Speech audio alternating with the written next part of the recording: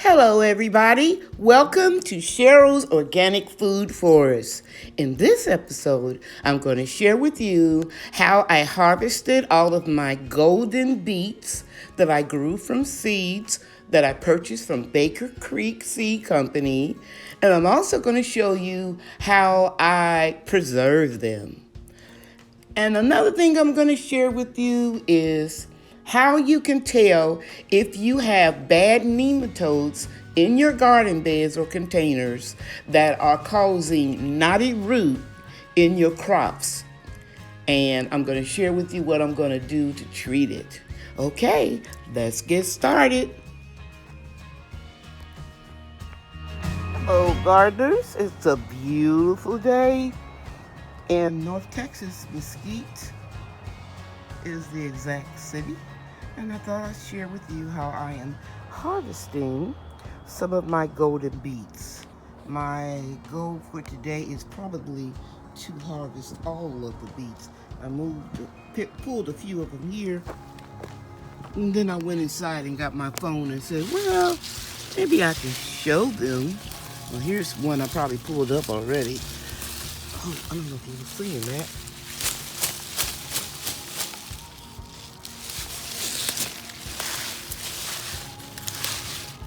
See if you're seeing that. Yeah. Here's a nice size one.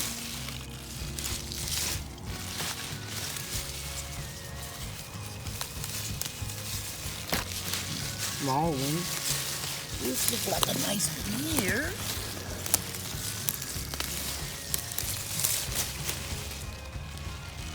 Okay, if I can get it into view. There we go.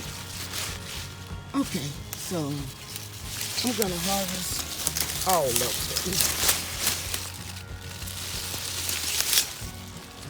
This is nice.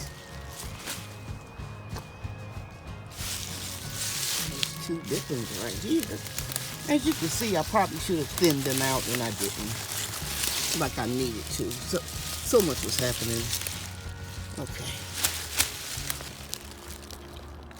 So I'll take these over here and show you the ones that I already harvested. That looks pretty. So we'll see what they taste like and I'll let you guys know. I was telling you that I saw evidence of knotted root. Well, that's what it looks like with your beets. Now, you can look at my videos in the past and I showed you the okra that had knotted roots. It was more severe than this. So I'm guessing I don't have that many nematodes in that bed, but I'm going to treat it with the crushed crab shells. So yeah, beets are pretty good. That was just the first washing. So now I'm gonna cut the tops off and I'm gonna wash them again and I'll be back. So now you can get a closer look at the knotted roots that were on my root crop beets. So that lets me know that the nematodes was eating the beets, nibbling at them. See those little balls? Those were, well, could have allowed my beets to grow at a larger size. The larger beets didn't have too many nematodes on them, or knotted root on them. So that lets me know every time we eat crab legs, I'm going to add it to, not my compost, but to my garden beds. And eventually I'm going to wipe out all of the nematodes. Marigolds also help fight bad nematodes.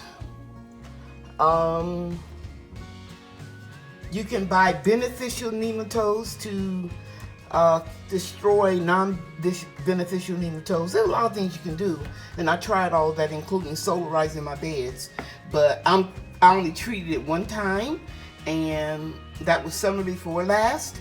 So what I'm going to do is just add some cracked crab shells every time I have some, and that will keep these little monsters down.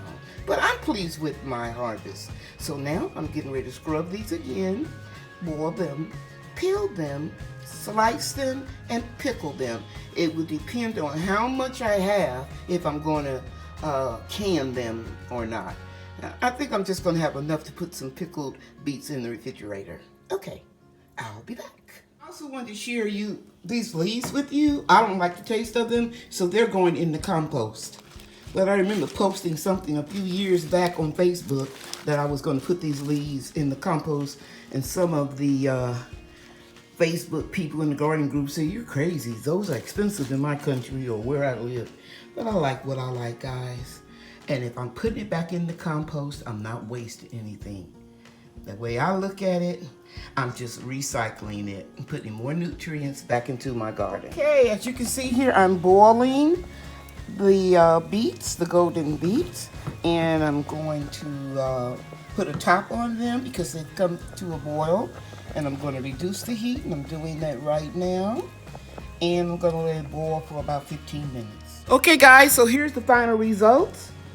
After I sliced the beets up and tasted them, they're already super sweet. I'm trying to eat healthy going into 2020, so I didn't want to add any salt, any sugar, any pickling spice, nothing.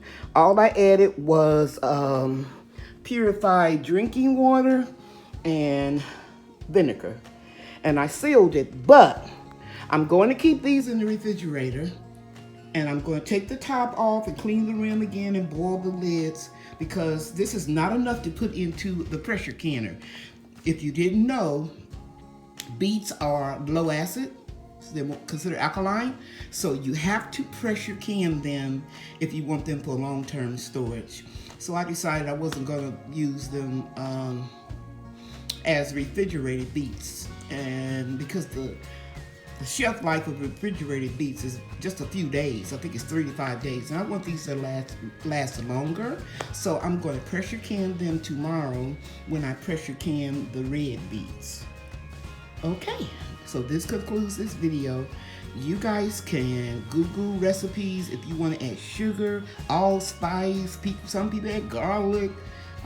The older I get, the less mixed foods I can digest well. I have a condition I inherited from my father. We have like a low stomach enzymes. That's what allows your food to digest.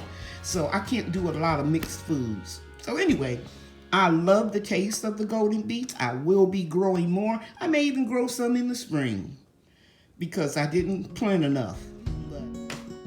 I took a break, and then I went back outside in the food forest, and I harvested all of the red Detroit beets.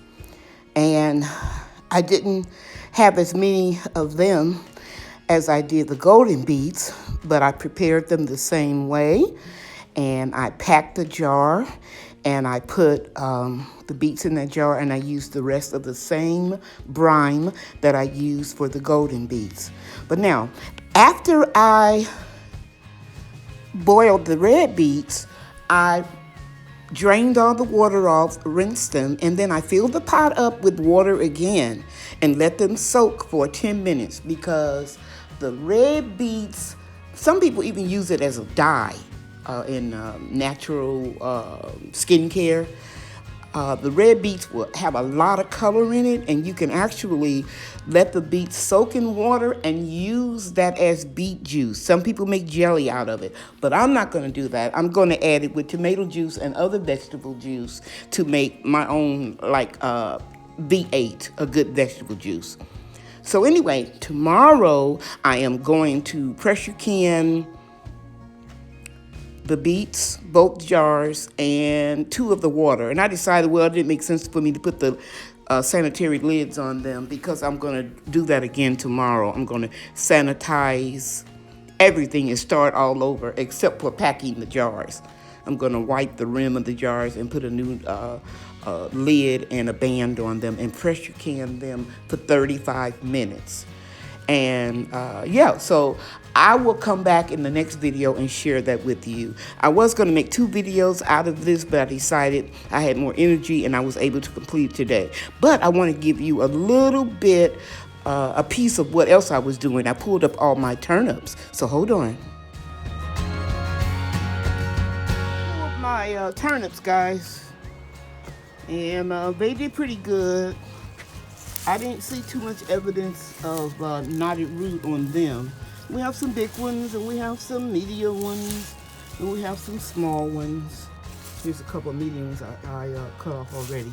But yeah, um, I've got a garbage bag full of greens, and I still need to pull up the kale and collards because I want to solarize the beds. But I just want to share that with you. So I'm proud of my little harvest.